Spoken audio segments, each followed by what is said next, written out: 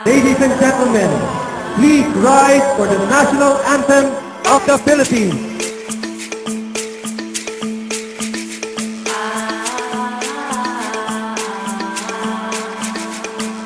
Hanap ko ay tunay na kalayaan, hatid sa ating lahat, disenteng kabuhayan.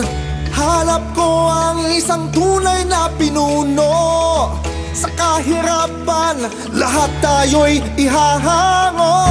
Raise your right hand and follow after. Ako, si Benigno Evangelist, mataimtim kong sinanunumpaan, na bigasin ang ating mga tungkulin at bigasin ang ating mga tungkulin sa kinaipitan.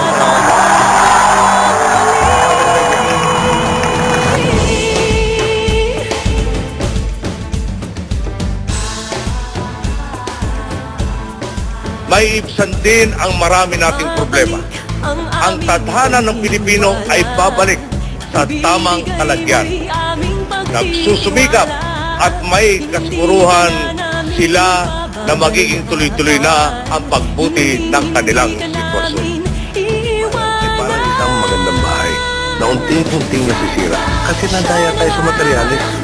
Nakurakot ang pondo. Ganyan din ang epekto ng korupsyon. Dumadami ang mahirap, marami ang naapit dahil sa korupsyon. Dati na tayong masipag, dati na tayong matyaga, pero lagi tayong dinadaya. Korupsyon ang problema, kahirapan ang resulta. Hindi pa tapos ang laban, ipagpapatuloy ko.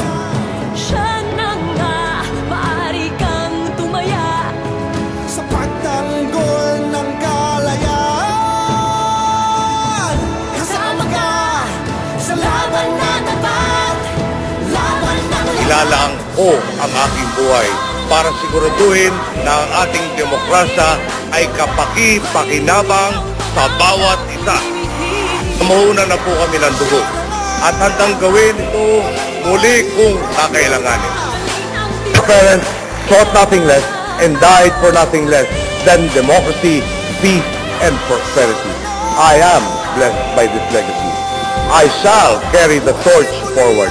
Pangulo Benigno Noynoy Aquino III. ang galing ng tiwali, itatama ang mali.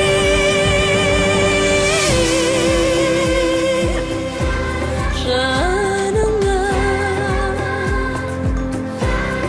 siya na nga.